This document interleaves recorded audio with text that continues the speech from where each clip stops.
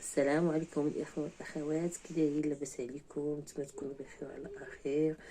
ونتمنى ان الفيديو ديالي يلقاكم في احسن الاحوال. وحشتكم بزاف بزاف بزاف بزاف، وتنشكر كاع الناس اللي كتكتب لي على الخاص، كتسول على الاحوال ديالي وكتسول على الجديد ديالي. نشكر الناس اللي كتدعمني، وكنشكر الناس اللي كتحبني لله، في لله يعني لله. وكنعتذر من الناس اللي ما قدرتش انني نجاوبهم، نظرا اللي كانت عندي واحد الظروف، يعني واحد الظروف صحيه، يعني كنت كندوز من واحد الوعكه صحيه.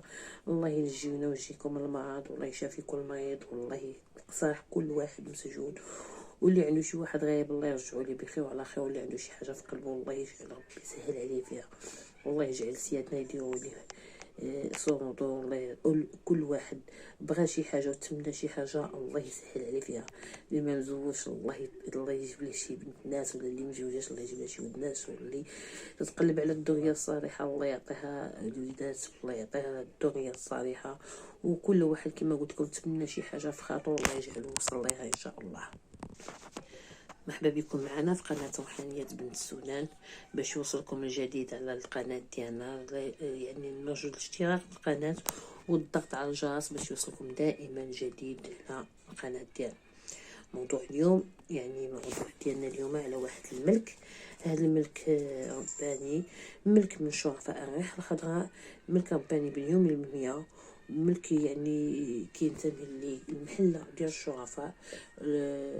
الشرفاء يعني يعني كينقسموا الى قسمين. هذا من بوابة يعني من بوابة الريح الخضراء.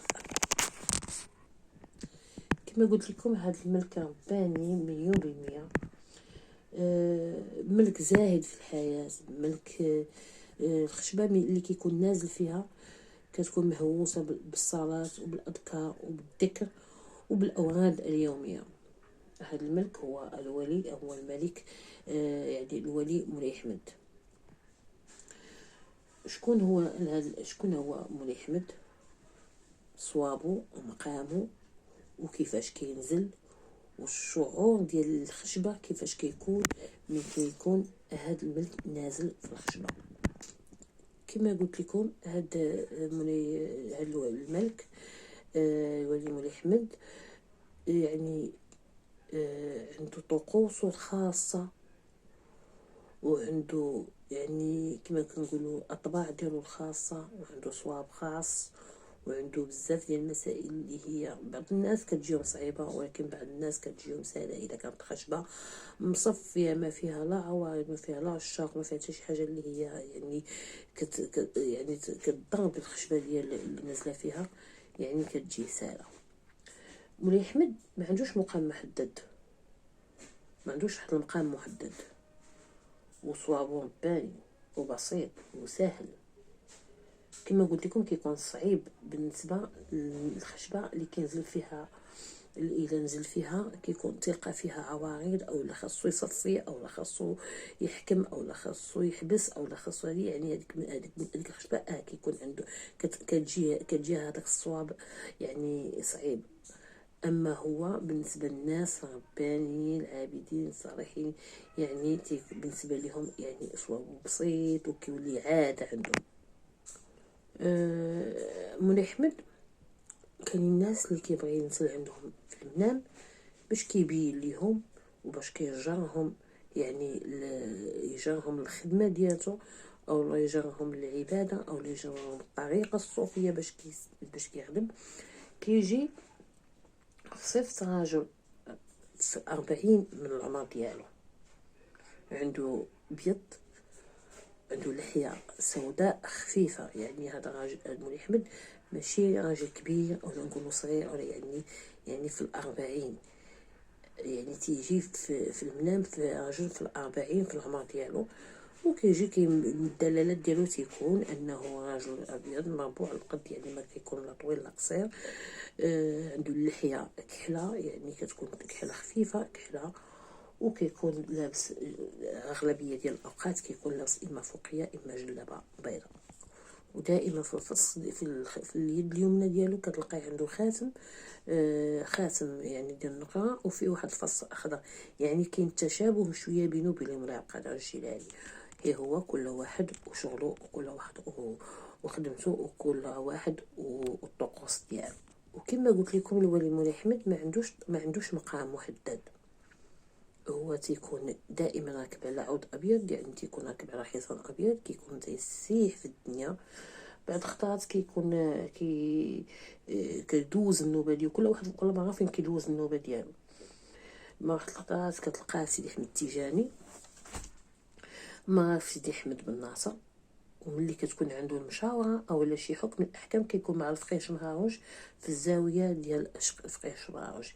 يعني ما تكون مثلا كتكون شي حكم على شي خشباجات باش دوز الحساب ديالها في الفقيه شمهاروش، وكيكون عندها شي عارض او شي عاشق اولا شي حاجه ولا شي ملك كما كيكونوا تيقولوا تيكون ما مقادش وما مسلمش وما عطيش الطوع.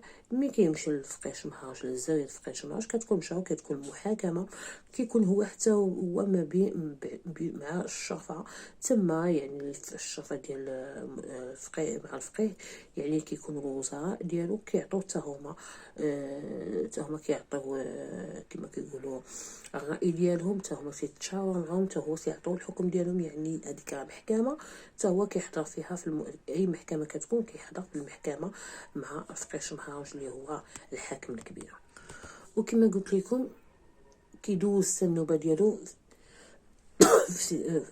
كيدوز النوبه ديالو في الزاويه التيجانيه، كيدوز الحكم ديالو في سيدي احمد بن ناصر.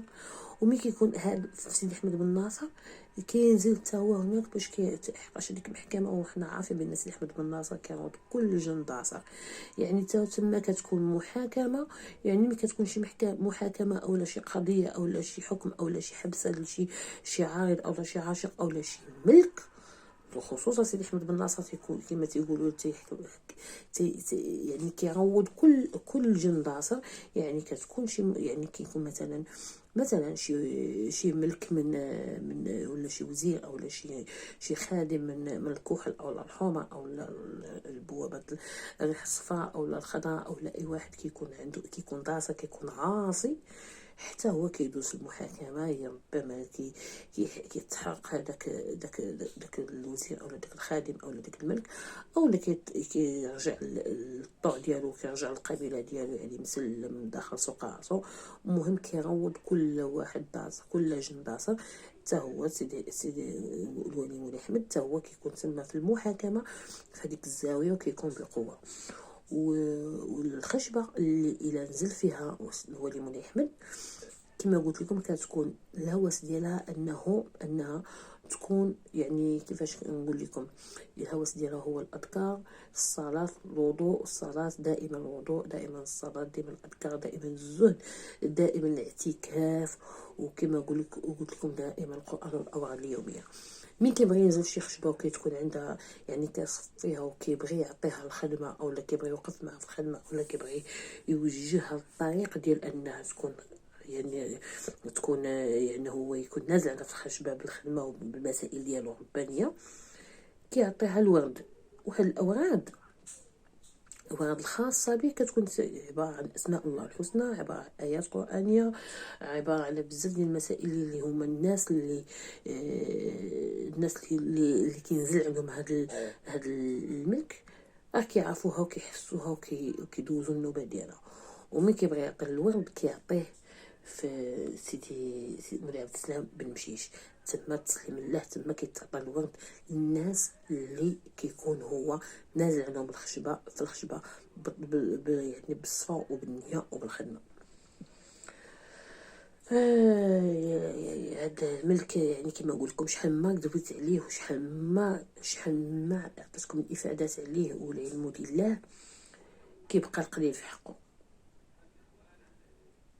الانسان اولا يعني البشر منا اولا المريض اولا اذا كان نازل عليه حكامه غادي يتبعوا فين ما كان. كما قلت لكم هو ما عندوش مقام، فين ما جات النوبه كيدوز النوبه ديالته تسلم الله. وملي كيدوز هذيك النوبه يعني فيما جات هذاك الانسان كيكون عنده حسابه كيتبعو، يعني ما عندوش مقام محدد، هو كما تيقولوا راكب على العشاء وتا يعني والدعق ليهم شي، يعني ملي كيكون هو راكب على العود الحصان ديالو اللي تيكون هو ابيض وكيكون جنب من حرير اخضر، يعني اللي كما كانوا يعني الناس القدماء والناس يعني جدودنا ووالدينا كما كانوا كيعاودوا لنا وكما كانوا كينزل عندهم يعني الناس المقدمين الكبار والناس اللي فاتونا في هذا المجال تيقولوا لك بانه هو العود ديالو ابيض وتيكون الجام ديالو من الحرير اخضر. تسليم الله. هذا هو الملك مولاي احمد. دابا ندوزو للصواب ديال مولاي احمد. الصواب ديالو كما قلت لكم بسيط بالنسبه للناس اللي كتكون مسلمه وبالنسبه للناس اللي كيكون حابين هذا الملك. اول حاجه باش يدوز الصواب ديالو خاص يكون ماله حلالا طيبا. المال باش تعطيه شغلو خاصو يكون حلال طيبا.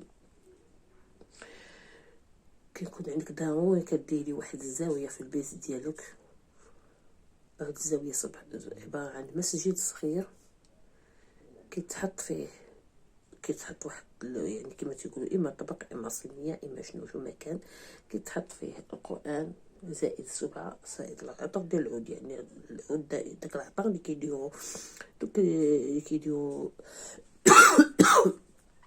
واحد القطعه واحد القطعه صغيره ديال العطر ديال العود ضروري كتكون كيكون حاطه، يعني كتكون في الصينيه ديالو انا في الطبق ديالو.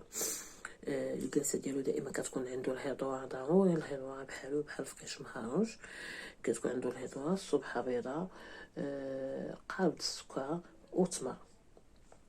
هاد الصواب الا بغيتي تعطيه ليه كتعطيه ليه يوم الخميس، كتحطي هاد المسائل ديالو في يوم الخميس كيتشع ليه الضو بيض وشمعه خضراء، يعني شمعه ابيض وشمعه خضراء. هذاك الشمع الابيض والشمعه الخضراء كيدهنوا بالزهر وكيترشوا بالعود وكيتبخروا بالعود. نهار الجمعه مع الوقفه كنتوجهوا للجامع. هادشي ملي كنبغيو اللي الا بغيت الانسان اللي كيكون نازل عنده ولا يعني سواء المراه سواء الرجل وبغيتي تدخل معاه في العهد كيتحط في الجامع نهار الجمعه مع الوقفه وكيتصلى صلاه الجمعه بحال يعني الصلاه ديال الجمعه عاليه جدا، وملي كتكمل الصلاه كتقرا الاخلاص وكتمشي يعني من بعد الصلاه وبعد يعني ما كتكمل الصلاه ديالك كامل ديال الجمعه كتزهد داكشي وكتمشي تحط هذاك المسائل اللي بيدتي عندك في الزاويه ولا في المسجد اللي عندك في الدار، كتمشيو وكتحطو وكتعطيه للامام اولا الفقيه ديال الجامع اولا كتعطيه ديك المسائل ديالو وكتطلب منه انه يقرا لك سوره الاخلاص في الودن اليمنيه وسوره وايه الكرسي في الودن اليسريه. هذيك الساعات كنكون دخلتي تدخل معاه في العهد. وملي كينزل هو كتحس ملي كينزل يعني كنا قلنا في اول فيديو انه شنو هما العلامات انه باش تحس بيه انه نازل عندك في الخشبه، ضروري كتحس بواحد الرعده والبكيه واحد الخشوع رباني، ودائما كتبقى تنطق بلا يعني كتوحد كتدخل في التوحيد كتنطق لا اله الا الله محمد رسول الله، يعني كتبقى تقولها يعني كيبقى يقولها يعني الانسان يعني متلبس به ونازل عنده مولاي احمد كيبقى يقولها يعني مرارا وتكرارا بلا ما كيحس وانت داخل في هذاك يعني كما كنقولوا داخل في الحساب ديالو. حقاش ماشي هو اللي كيدير هذيك الرعده وماشي هو كيدخل بحال هكا، كيكون اي ملك ما كيكون ربانيين ملي كينزلوا الخشبه كيديروا رعده وكيديروا رجفه وكيديروا ديك كتحس بالتنمل وبزاف ديال المسائل، ولكن ما تتحس يعني انت تكون في كامل يعني ماشي كتكون غايب على الوعي ولا كتكون يعني ما كتحسش، ولا بالعكس كتكون عارفه راسك اش كدير شنو كتقول، انما داكشي كيكون يعني كما كيكون ماشي عادي، يعني تيكون داكشي ماشي عادي، يعني كتحس بان كاين زايد معاك. غير هو مولاي حمد كتكون شويه يعني رعشه ديالو زايده. والنطق بالتوحيد هو اللي كيبين انك انت داخل في العهد معاه، ونازل عندك بقوه. الحمل ثقيل، والملوك ماشي ساهلين، والخدمه ديال الملوك ماشي سهله، والحاله الرباني ماشي سهل، وخصوصا ان كان نازل عندك الشرفاء، يعني خاص يكون عندك واحد كاينين شروط صعيبه. يعني بالنسبه للمراه لازم يكون الحجاب، لازم يكون الصلاه، لازم يكونوا الاذكار، ماشي هي اجي وقول عندي الشريف فلان ولا الشريف فلان. يعني نتايا واش يعني المراه متبرجه او عريانه او لا تقول ان عندها مولاي حمد، او راجل يكون العفو منكم يعني كيدير معصيات وكيدير يقول لك انا نازل عندي مولاي حمد، او لا فقيش محاج انا الله ابراهيم، او لا هادي ما كايناش. كينزل وكيزور، ولكن باش يكون حاكم الخشبه ما يمكنش. خاص الشروط ديالها تكون يعني تنفذ بدقه. وإلا كان اختلاف واحد في الشرط من الشروط، يعني كل ما كيما كيقولوا ديك الخشبه ما تلوم الا راسها. لا اله الا الله محمد رسول الله. كما قلت لكم، اللي كيكون عنده مولاي حمد ضروري يكون عنده مساجد في البيت، ضروري يكون مواظب على قيام الليل، ضروري يكون ديال الاوراد ديالو، ضروري يدير واحد الزاويه ربانيه ما فيها نبشه وحده ديال الحرام، نبشه وحده ديال يعني قلة الدين، نبشه وحده ديال شي حاجه اللي ما كتعطيش الله يخلقكم. نتمنى انني نكون وصلت لكم بعض المعلومات بسيطه يعني من المعرفه ديالتي على مولاي حمد. والله يسقي شي من شي، والله يجعل سيادنا يديروا لكم صوردو، والله يجعل ربي يسهل عليكم، ويجعل الله يفكون في كتافكم. واللي عنده هذا الملك نتمنى انه يلتزم بالشروط ديالو، لانه هو حنا كما قلت لكم انا عطيتكم بعض المعلومات البسيطه يعني قليله، ومازال عندنا يعني مازال عندنا الصواب الكبير ديالو. ان شاء الله غادي نرجعوا نقولوه في فيديو واحد اخر، لانه هذاك الصواب طويل شويه. الله يجعله غير علينا وغير على كل واحد كينزل عنده، والله يهدي كل واحد، والله ينزل العفو على كل واحد. والسلام عليكم.